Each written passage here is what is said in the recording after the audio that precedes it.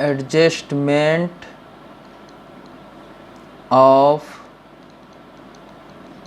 Profit and loss on revaluation of assets and liabilities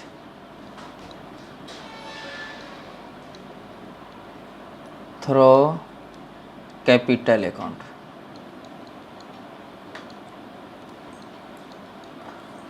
पूंजी खाते के माध्यम से समायोजन प्रविष्टि हम किस तरह से करेंगे उसके बारे में बता रहे हैं रिवैल्यूएशन अकाउंट का। ठीक है, थोड़ा सा ध्यान से सुनना। इसमें देखो पहला स्टेप याद रखना है। ठीक है, स्टेप फर्स्ट तुम्हारा बताया है। देखो सबसे पहले हमको करना है कैलकुलेशन गेन और सेक्रीफाइसिंग का, यानी calculation of gain and sacrifice. ठीक है, तो गेन और सेक्रीफाइस का सबसे पहले कैलकुलेशन करना है। जिस तरह से हम तुम लोग को बता रहे हैं उस तरह से भी बना सकते हो। ए बी सी इस तरह से तीनों पार्टनर का नाम लिख देते थे और ओल्ड रेशियो पहले लिखते थे, फिर न्यू रेशियो लिखते थे, फिर डिफरेंस कर देते थे। या नहीं तो तुम फार्मूले के अनुसार भी बना सकते हो। देखो फार्मूला बनता है तुम्हारा सेक्रीफाइसिंग रेशियो का, क्या बनता था, old ratio minus new ratio. ठीक है, और गेनिंग रेशियो का फार्मूला बनता था new ratio minus old ratio. ठीक है, तब फार्मूले के आधार पे भी हम गेन और सेक्रीफाइस निकाल सकते हैं। ये तो था पहला स्टेप जो कि सबको पता है गेन और सेक्रीफाइस किस तरह से निकाला जाता है। दूसरा मेन है तुम्हारा जो कि कल हम नहीं बताए थे। ठीक है, तो दूसरा स्टेप याद रखना। इसमें करना क्या है, निकालना है calculation of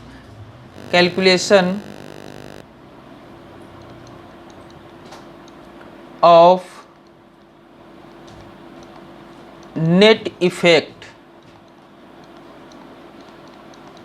effect of revaluation.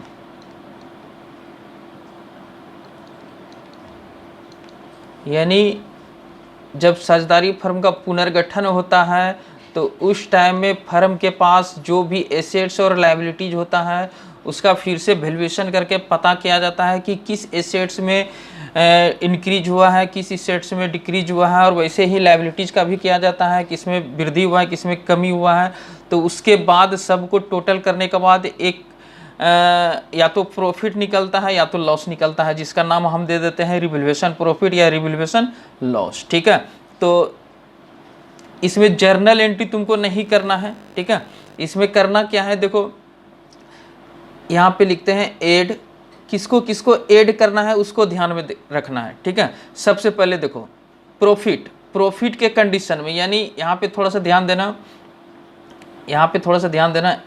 अगर प्रॉफिट किसी भी कारण से होता है, ठीक है, चाहे एसेट्स के कारण से हो या लायबिलिटीज के कारण से प्रॉफिट अगर फर्म को होता है तो इसको कर देना है ऐड। ठीक है, अच्छा लॉस, किसी भी कारण से अगर लॉस होता है, ठीक है, चाहे एसेट्स के कारण से हो या लायबिलिटीज के कारण से हो, इसको कर देना है लेस। बस यही मेन कॉन्सेप्ट है इसमें। ठीक है, ये चीज़ याद रखना है। अब देखो हम तुम ही लोग से पूछेंगे, तुम लोग खुद बता दोगे। देखो इंक्रीज इन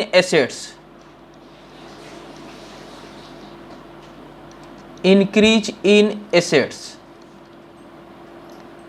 अगर एसेट्स तुम्हारा बढ़ेगा, ठीक है, इंक्रीज करेगा, तो फर्म को क्या होगा, फर्म को हो जाएगा प्रॉफिट। अब प्रॉफिट के कंडीशन में हम तुमको बताए क्या करना है, ऐड करना है, तो यहाँ पे ऐड कर देंगे। ठीक है, तो जब भी कोई भी संपत्ति अगर इंक्रीज करता है तो उस आइटम को हमको ऐड करना है, याद रखना है।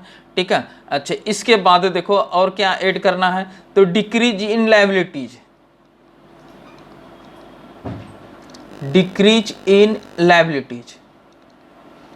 ठीक है, अगर कोई लायबिलिटीज डिक्रीज करता है तो फर्म के लिए प्रॉफिट होता है, तो इसको भी कर देना है ऐड। ठीक है, तो दो चीज हो गया। अच्छा उसके बाद डिक्रीज इन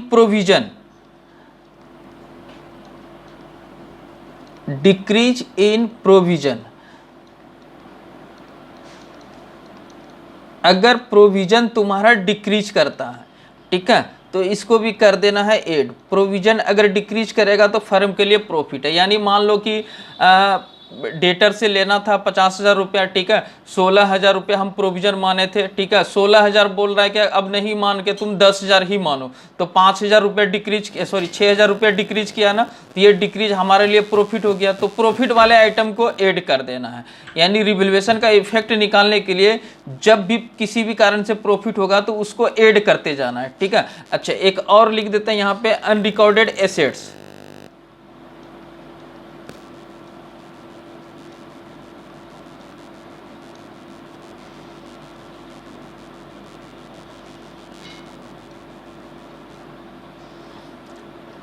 एक सेकंड, थोड़ा सा स्पेलिंग मिस्टेक हो गया, इसको ठीक कर लेते हैं।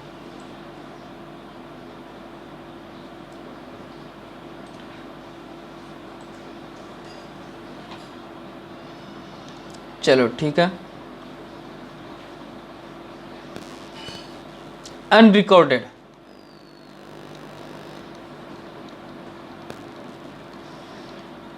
Unrecorded assets. अब तुम लोग खुद सोचो, अनरिकॉर्डेड का मतलब होता है क्या कि पहले का जो बैलेंस शीट था उसमें एसेट्स, कुछ ऐसा एसेट्स था जो कि रिकॉर्ड किया हुआ नहीं था।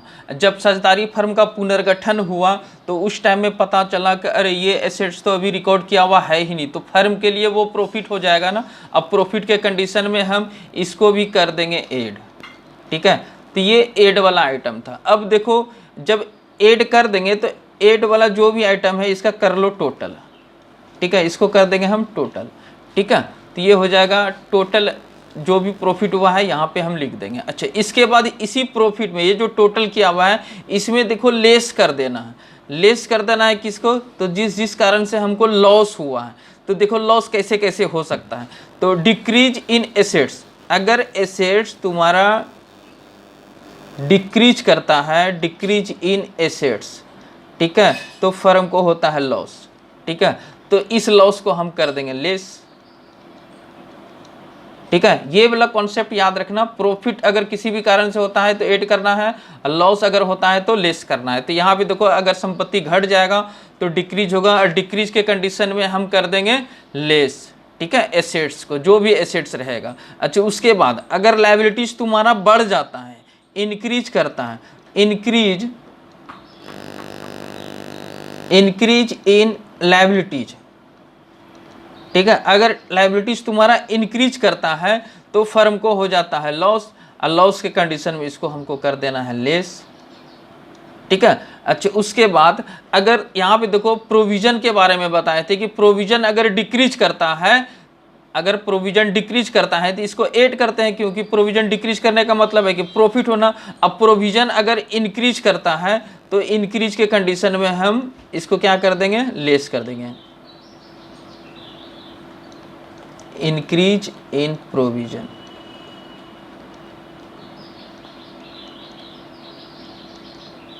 ठीक है, इसको भी कर देंगे हम लेस।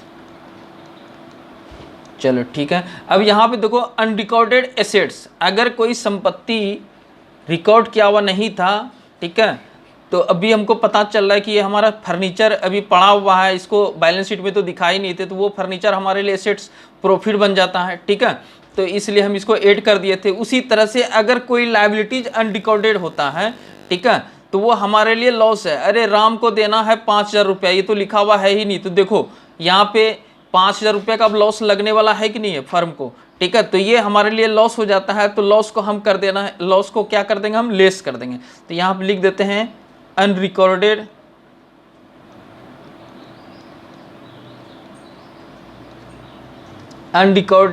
लायबिलिटीज, ठीक है, और इसको भी कर देंगे हम क्या? लेस कर देंगे,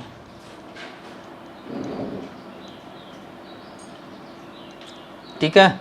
अच्छा, इसके बाद ये देखो, ये तुम्हारा प्रॉफिट वाला है। अरे किसका माइक ऑन है? बंद करो। देखो ये तुम्हारा प्रॉफिट का, सॉरी हाँ, प्रॉफिट वाला ऐड किया हुआ था और यहाँ पे सब माइनस किया हुआ है। तो ये सब को टोटल करोगे तो यहाँ पे जितना भी वैल्यू आएगा इसमें से माइनस वाला आइटम को माइनस कर दोगे तो यहाँ पे जो इफेक्ट निकलेगा, ठीक है, इसका हम कर लेंगे टोटल। या तो रिवैल्यूएशन प्रॉफिट होगा, या तो रिवैल्यूएशन प्रॉफिट होगा, ठीक है,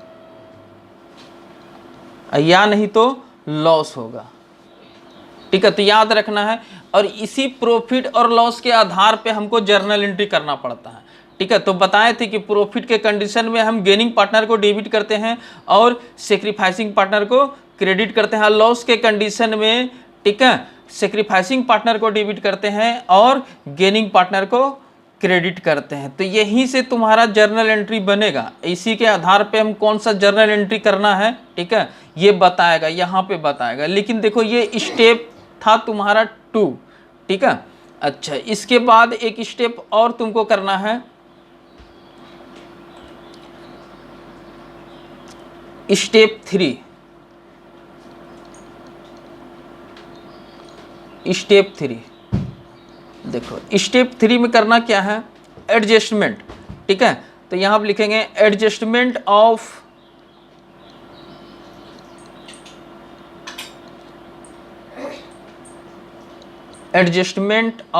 पहले देख लो फिर समझाते हैं। रिवैल्यूएशन प्रॉफिट या फिर लॉस, ठीक है, इन गेन एंड सेक्रीफाइस, ठीक है, गेन एंड सेक्रीफाइस। यानी कहने का मतलब क्या है कि अगर कोई पार्टनर गेन करता है तो एक कोई ना कोई पार्टनर सेक्रीफाइस जरूर करेगा। तो जो भी पार्टनर सेक्रीफाइस करता है तो उसको हो जाता है हानि, ठीक है। तो उस कंडीशन में सेक्रीफाइसिंग पार्टनर को गेनिंग पार्टनर का कुछ हिस्सा उसको देना पड़ता है, ठीक है। तो उसके लिए हमको एक एडजस्टमेंट करना पड़ेगा। तो देखो यहाँ पे एक गेनिंग पार्टनर का वैल्यू निकालेंगे, एक निकालेंगे हम गेनिंग पार्टनर का वैल्यू निकालेंगे, और फिर निकालेंगे हम सेक्रीफाइसिंग। सवाल में बताएंगे यहाँ पे।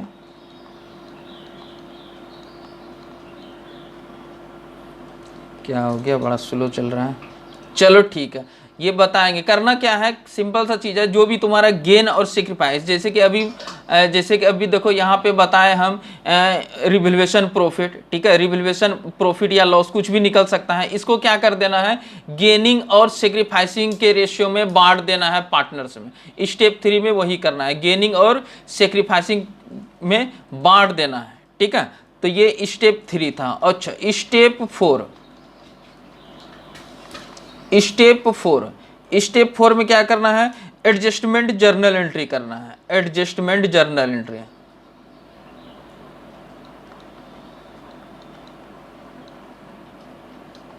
एडजस्टमेंट जर्नल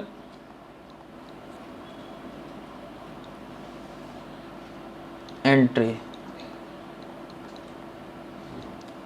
तो एडजस्टमेंट जर्नल एंट्री अभी तुरंत बताया कि कैसे करेंगे। तो 2 कंडीशन हो सकता है, देखो यहाँ पे रिवैल्यूएशन प्रॉफिट निकल सकता है या फिर लॉस निकल सकता है। तो प्रॉफिट भी हो सकता है या तो लॉस हो सकता है। तो इस कंडीशन में हम क्या करेंगे, इस कंडीशन में करेंगे क्या, अगर मान लो कि रिवैल्यूएशन प्रॉफिट होता है,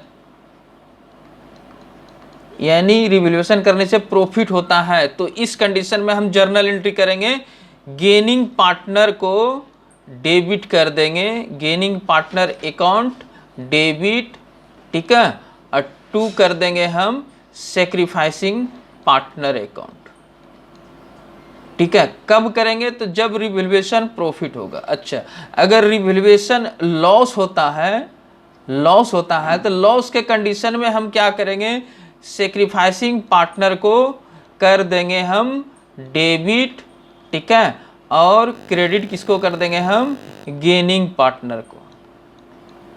बस ये है स्टेप, ये 4 स्टेप तुमको याद रखना है, ठीक है। बस सवाल बन जाएगा। एक बार देखो फिर से, पहला स्टेप क्या था, पहला स्टेप था क्या कि गेन और सेक्रीफाइस का कैलकुलेशन करना है।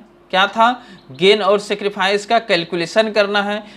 ठीक है। और इसका मेथड जो है या तो फार्मूले के अनुसार बना लो या नहीं तो एक सिंपल सा मेथड बताएं उसके अनुसार बना लो। जैसे भी तुमको गेन और सेक्रीफाइस निकालने के लिए आता हो, गेन और सेक्रीफाइस निकाल लो, ठीक है। उसके बाद स्टेप 2 में तुमको बताएं क्या, स्टेप 2 में तुमको निकालना है नेट इफेक्ट ऑफ रिवैल्यूएशन, यानी रिवैल्यूएशन करने से प्रॉफिट हो रहा है कि लॉस हो रहा है, उसका इफेक्ट निकालना है, ठीक है। और ये कैसे निकलेगा तो बता ही दिए हैं कि किस किस आइटम को ऐड करना है और किसको किसको लेस करना है, यहाँ पे लिख के दे दिए हैं, एक बार पढ़ लोगे समझ जाओगे, ठीक है। बस याद रखना है कि किसी भी कारण से प्रॉफिट होता है तो उस आइटम को ऐड करना है और किसी भी कारण से लॉस होता है तो उसको लेस कर देना है, बस। अब फिर सबको टोटल कर देना है और टोटल करने के बाद तुम्हारा या तो रिवैल्यूएशन प्रॉफिट निकलेगा या तो रिवैल्यूएशन लॉस निकलेगा। ये स्टेप 2 था। और स्टेप 3 में बताए थे क्या कि एडजस्टमेंट के लिए रिवैल्यूएशन प्रॉफिट या लॉस का एडजस्टमेंट करने के लिए कुछ यहाँ पे कैलकुलेशन करना पड़ेगा, ठीक है।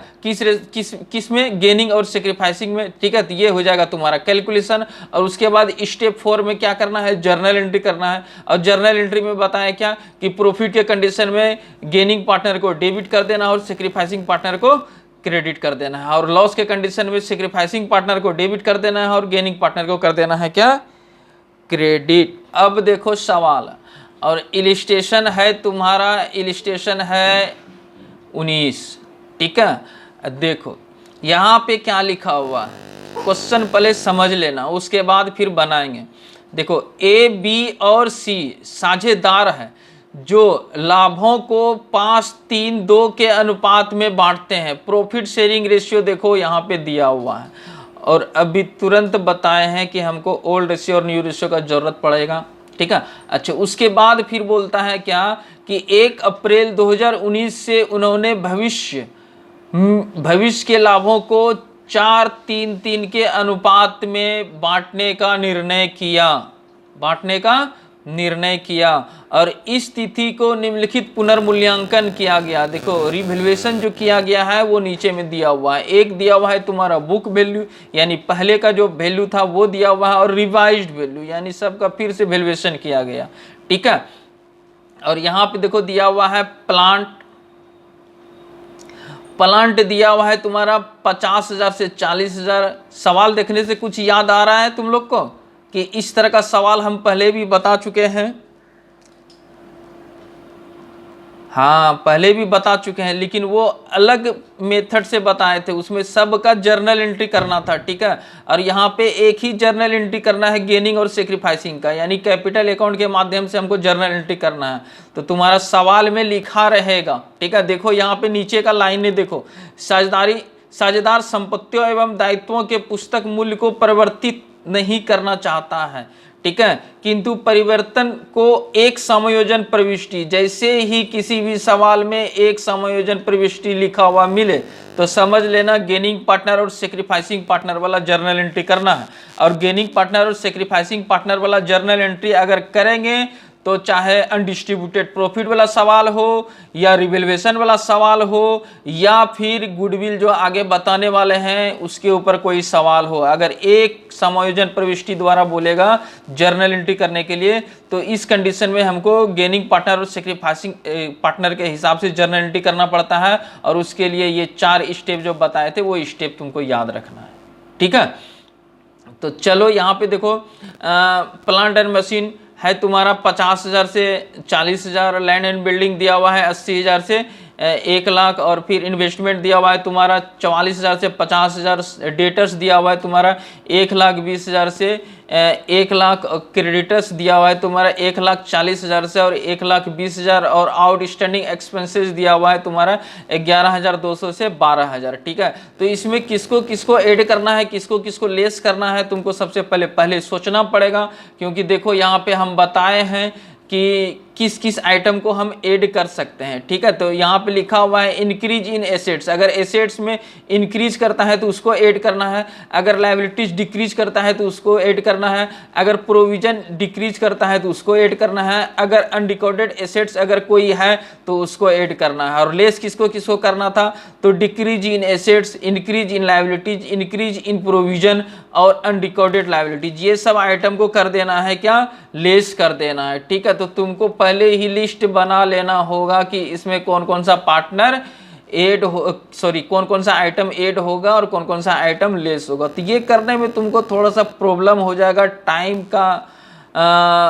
टाइम ज़्यादा लग सकता है तुम लोग को। तो इसके लिए आसान उपाय क्या है, देखो हम जैसे बनाते हैं वैसे बनाना। सबसे पहले तो हम ओल्ड रेशियो हमारे पास है और न्यू रेशियो भी हमारे पास है, तो हम गेन और सेक्रीफाइस निकाल लेते हैं, ठीक है। तो सबसे पहले हम गेन और सेक्रीफाइस निकाल लेते हैं, उसके बाद फिर बताएंगे। चलो नया पेज ले लेते हैं। देखो यहाँ पे स्टेप 1, ये स्टेप 1 तुम लोग को लिखना नहीं है, ठीक है, ये सॉल्यूशन बता रहे हैं, ठीक है। हम लिखते हैं सिर्फ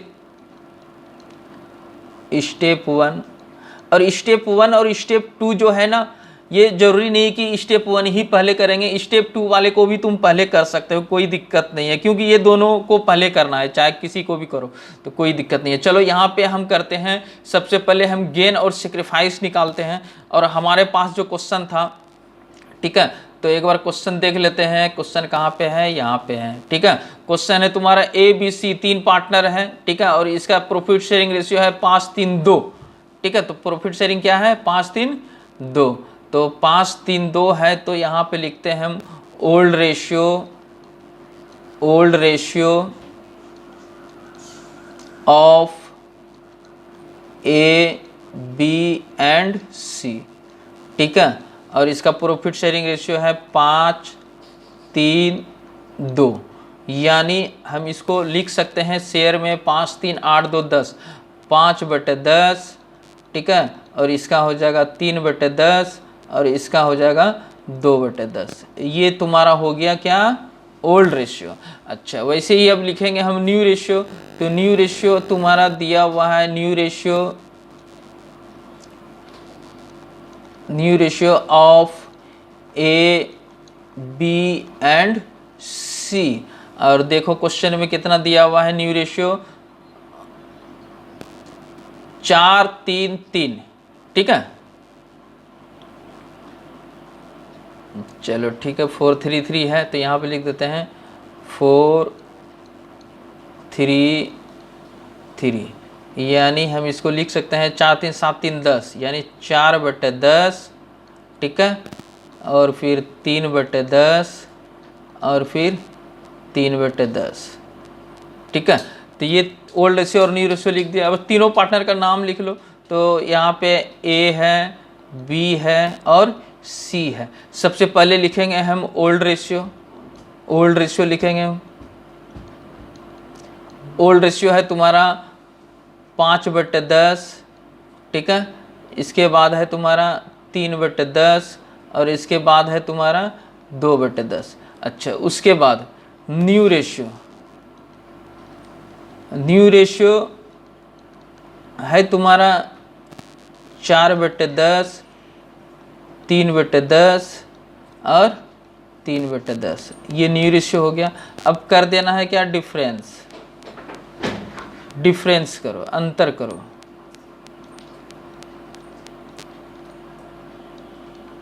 डिफरेंस करेंगे तो पहले ओल्ड रेशियो लिखेंगे 5/10 माइनस 4/10, ये A का हो गया।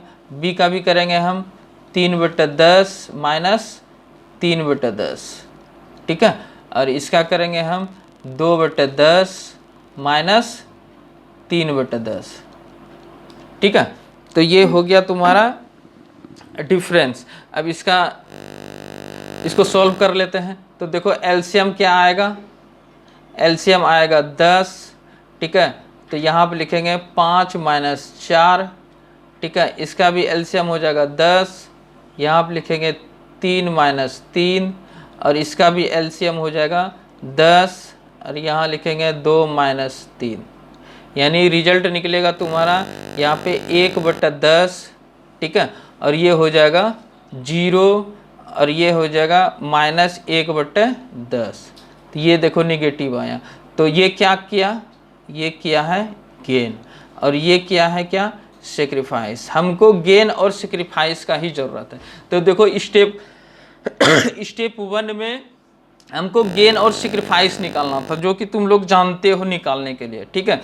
गेन और सेक्रीफाइस निकालने के बाद गेन और सेक्रीफाइस निकालने के बाद हमको रिवैल्यूएशन का इफेक्ट निकालना है, ठीक है। तो रिवैल्यूएशन, अब अगला पेज में चलते हैं, ठीक है। यहाँ पे लिखते हैं स्टेप 2। स्टेप 2 तुम लोग को लिखना नहीं है, ठीक है।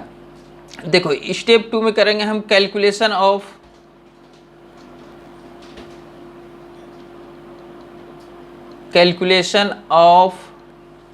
नेट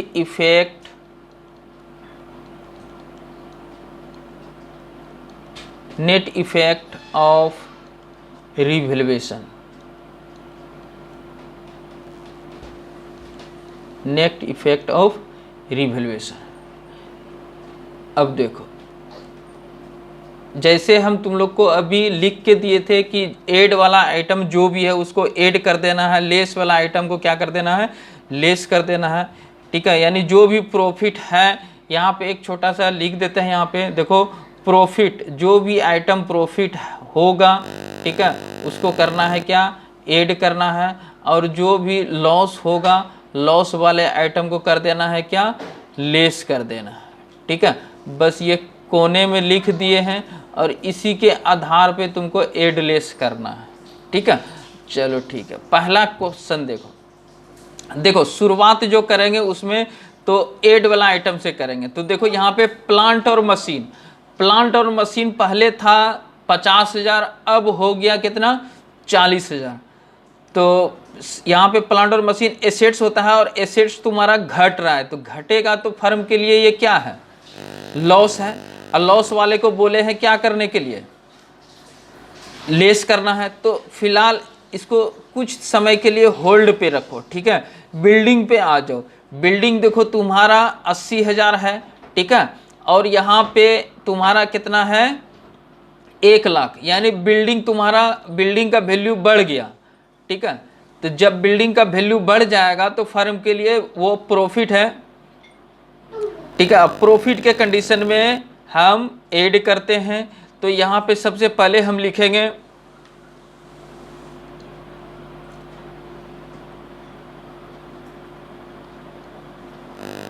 लैंड एंड बिल्डिंग,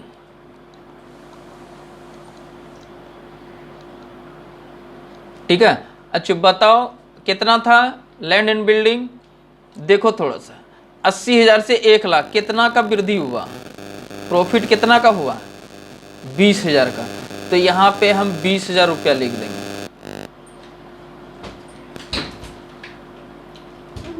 ठीक है, 20,000 लिख देंगे। अच्छा उसके बाद हम जो एक आइटम छोड़े थे अभी, प्लांट और मशीन, अब इसको भी लिख लेते हैं, ठीक है। शुरुआत हम बस जो ऐड करना है ना उसी से करना है, ठीक है। उसके बाद जो लेस वाला आइटम है, लेस वाला आइटम लिख देंगे, जो ऐड वाला आइटम है, ऐड वाला आइटम लिख देंगे। हमको शुरू में पूरा उतना सोचने का शक्ति नहीं है, उतना टाइम नहीं है कि हम सारा चीज़ पहले दिमाग में सेट करें। एकदम आसान मेथड है, एक एक लाइन का तुम एक एक लाइन को ऐड लेस करते जाओ, ठीक है। अब देखो लैंड एंड बिल्डिंग का काम हो गया कंप्लीट, और प्लांट और मशीन देखो 50,000 से हो गया 40,000। तो यहाँ पे डिक्रीज क्या है, डिक्रीज के कंडीशन में फर्म को लॉस होता है, लॉस के कंडीशन में हम इसको लेस करेंगे, ठीक है। तो यहाँ पे कर देंगे लेस, यहाँ पे लिख देंगे हम लेस, ठीक है, लिख देंगे प्लांट एंड मशीनरी,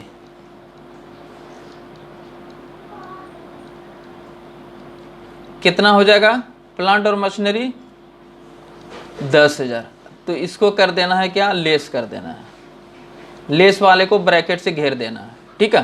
तो देखो 2 हो गया। अच्छा उसके बाद है तुम्हारा इन्वेस्टमेंट देखो यहाँ पे 44,000 से हो गया 50,000। ये इन्वेस्टमेंट एसेट्स होता है, और एसेट्स अगर बढ़ेगा तो प्रॉफिट होगा। प्रॉफिट के कंडीशन में हम क्या करेंगे, ऐड करेंगे, यानी इन्वेस्टमेंट को कर देना है ऐड, ठीक है। तो इन्वेस्टमेंट को करेंगे ऐड, तो 44,000 से हो गया 50,000। तो कितना का प्रॉफिट हुआ है, 6,000 का। तो यहाँ पे लिख देंगे ऐड इन्वेस्टमेंट,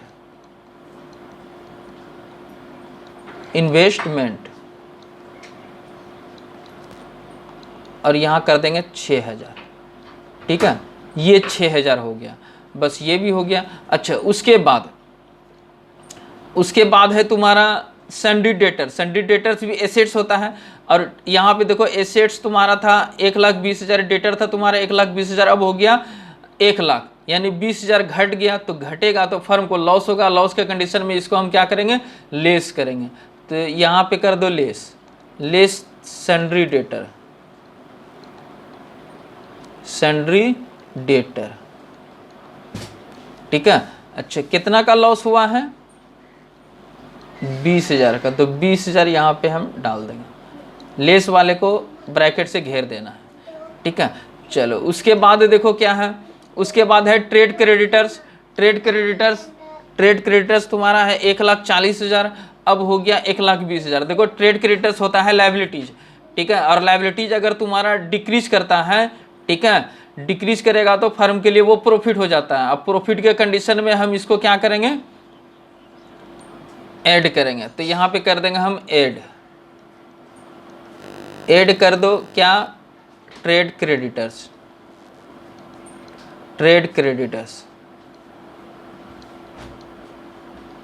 ठीक है। अच्छा कितना का ऐड हुआ है, कितना ऐड हुआ है, सॉरी कितना प्रॉफिट हुआ है, तो 1,40,000 से हो गया 1,20,000, तो 20,000 लायबिलिटीज घटा है, तो 20,000 को हम क्या कर देंगे, ऐड कर देंगे। यहाँ पे अमाउंट लिख दो, यहाँ पे 20,000। चलो ये भी हो गया। अब उसके बाद देखो क्या है, उसके बाद है तुम्हारा आउटस्टैंडिंग एक्सपेंसेस। क्या है, आउटस्टैंडिंग एक्सपेंसेस जो है तुम्हारा 11,200 था, ठीक है, अब हो गया कितना, 12,000 रुपया। तो ये आउटस्टैंडिंग एक्सपेंसेस होता है लायबिलिटीज, और लायबिलिटीज यहाँ पे देखो इंक्रीज कर रहा है, तो इंक्रीज इन लायबिलिटीज देखो हम उसको ऐड किए थे कि लेस किए थे। तो अगर लायबिलिटीज तुम्हारा इंक्रीज करेगा तो फर्म के लिए ये लॉस है, ठीक है। तो लॉस के कंडीशन में हम इसको क्या कर देंगे, हम लेस कर देंगे, ठीक है। तो यहाँ पे कर देंगे हम लेस कर देंगे क्या, क्या था, आउटस्टैंडिंग एक्सपेंसेज, ठीक है। आउटस्टैंडिंग एक्सपेंसेस कितना का, 800 का, ठीक है। तो ये हो गया लेस, ठीक है। अब देखो इसको, और तो कुछ बचा नहीं, अब देखो इसको करना है टोटल जब भी करेंगे तो देखो ये प्लस वाला सब आइटम जितना भी था, यहाँ पे देखो ये 20,000 है, ठीक है, और ये 20,000 है, सॉरी 6,000 है, यहाँ पे 20,000 है, ठीक है। ये तीन आइटम प्लस वाला है, माइनस वाला 10,000 है, 20,000 है और 800 है, ठीक है। तो अगर यहाँ पे टोटल करने के बाद प्लस में आता है तो समझ लेना प्रॉफिट होता है, ठीक है। अगर माइनस में आता है तो समझ लेना क्या होता है, लॉस होता है। तो इसका जब टोटल करोगे ना, तो टोटल करोगे तो तुम्हारा आ जाएगा प्लस में 15,200, ठीक है, 15,200। तो प्लस में आ रहा है, तो प्लस में आने का मतलब है कि प्रॉफिट है, तो इसका नाम दे देंगे हम रिवैल्यूएशन प्रॉफिट। अब लॉस नहीं लिखेंगे, यहाँ पे लिखेंगे क्या, रिवैल्यूएशन प्रॉफिट, ठीक है। तो अब देखो यहाँ पे रिवैल्यूएशन प्रॉफिट तुम्हारा निकल गया, और यही चीज तुम्हारा पहले वाला मेथड में, ठीक है, क्या करते थे, रिवैल्यूएशन अकाउंट का लेजर बनाते थे। रिवैल्यूएशन अकाउंट का लेजर बनाओगे, उसमें जर्नल एंट्री करके पोस्टिंग करोगे, तो उसमें भी तुम्हारा निकलेगा 15,200 ही। लेकिन ये वो मेथड नहीं है, यहाँ पे तो एक एंट्री करना और खेल तमाम कर देना, यानी एडजस्टमेंट सिर्फ करना है, ठीक है। तो ये हो गया तुम्हारा revaluation account, sorry net effect of revaluation, यानी रिवैल्यूएशन प्रॉफिट तुम्हारा निकल गया। अच्छा उसके बाद करना है एडजस्टमेंट, ठीक है, कि किस पार्टनर को, जो पार्टनर गेन किया था, ठीक है, और जो पार्टनर सेक्रीफाइस किया था, तो उसका जो है एडजस्टमेंट करना है अमाउंट का। अभी सिर्फ अमाउंट का एडजस्टमेंट कर रहे हैं। तो यहाँ पे देखो स्टेप थ्री में तुम लोग को बताए थे हम क्या, एडजस्टमेंट ऑफ रिवैल्यूएशन प्रॉफिट, ठीक है। तो एडजस्टमेंट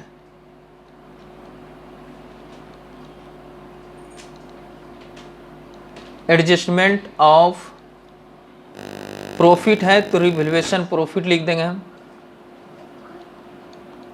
ठीक है। अच्छा ये हो गया। In gaining ratio and sacrificing ratio, gaining और सेक्रीफाइसिंग में हमको एडजस्टमेंट कर देना है। अच्छा अब ध्यान देना है यहाँ पे कि हम जो निकाले हैं गेन और सेक्रीफाइस, तो देखो ए किया था सेक्रीफाइस और सी किया था गेन, बी से हमको कुछ लेना देना नहीं है। तो सबसे पहले यहाँ पे लिखेंगे हम ए, ठीक है। ए का देखो टोटल प्रॉफिट है तुम्हारा 15,200 और ए जो सेक्रीफाइस किया था वो कितना किया था 1/10, यानी यहाँ पे निकल जाएगा कितना 1,520। ये सेक्रीफाइस किया था, यानी इसको जो है 1,520 रुपया मिलेगा। तो ये 1,520 रुपया जिसको मिलेगा तो ये देगा कौन, तो जो पार्टनर गेन किया है, और गेन किया था कौन, सी किया था, ठीक है। तो सी गेन किया था, तो इसका भी यहाँ पे दिखा देते हैं। ऐसे दोनों दिखाना जरूरी नहीं है, सिर्फ गेनिंग पार्टनर का तुम कैलकुलेशन करके दिखा दोगे ना तो उतना ही काफ़ी है, ठीक है। तो फिर भी दिखा देते हैं यहाँ पे गेनिंग पार्टनर और सेक्रीफाइसिंग पार्टनर का दोनों अलग अलग। ये था क्या गेन, ठीक है। तो इसका मतलब हो गया कि ये 1,520 रुपया जो है ए को मिलेगा। किसके खाते से जाएगा वो, तो सी के खाते से जाएगा। तो स्टेप 3 तुम्हारा हो गया कंप्लीट। इसके बाद हम बताए थे स्टेप 4, ठीक है। और स्टेप 4 के लिए हम एक पेज लेते हैं और स्टेप 4 लिखते हैं।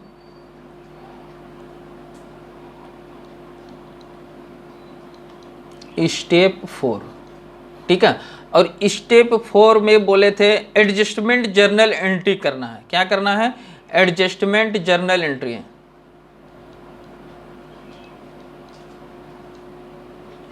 Adjustment journal entry. और हम बोले क्या कि सिर्फ एक ही एंट्री इसमें करना है, ठीक है। तो बोले थे 2 एंट्री इसमें बताए थे कि एक प्रॉफिट के कंडीशन में एंट्री बताए थे, एक लॉस के कंडीशन में एंट्री बताए थे। तो यहाँ पे इस सवाल में फर्म को प्रॉफिट हुआ है कि लॉस हुआ है ये बताओ। तो कैसे पता करेंगे, तो यहाँ पे देखो ये जो इफेक्ट निकाले रिवैल्यूएशन का, तो यहाँ पे निकला है तुम्हारा रिवैल्यूएशन प्रॉफिट 15,200। तो ये तुम्हारा प्रॉफिट है, क्या है, प्रॉफिट। तो इसी के आधार पर हम एंट्री डिसाइड करेंगे कि हमको कौन सा एंट्री करना है, ठीक है। तो प्रॉफिट के कंडीशन में बोले थे कि जो पार्टनर गेन करता है उसको डेबिट करना है, जो पार्टनर सेक्रीफाइस करता है उसको क्रेडिट करना है। तो यहाँ पे देखो गेन कौन किया था, तो सी किया था। तो seize capital account debit, seize capital account debit, इसको कर देंगे हम डेबिट, ठीक है। और क्रेडिट किसको कर देंगे, तो जो पार्टनर सेक्रीफाइस किया था, और सेक्रीफाइस किया था तुम्हारा एज कैपिटल, ठीक है। अच्छा अमाउंट कितना एडजस्टमेंट करेंगे हम, तो 1520 रुपया, 1520 इसमें कर देंगे और 1520 इसमें कर देंगे, ठीक है। तो ये हो गया कंप्लीट।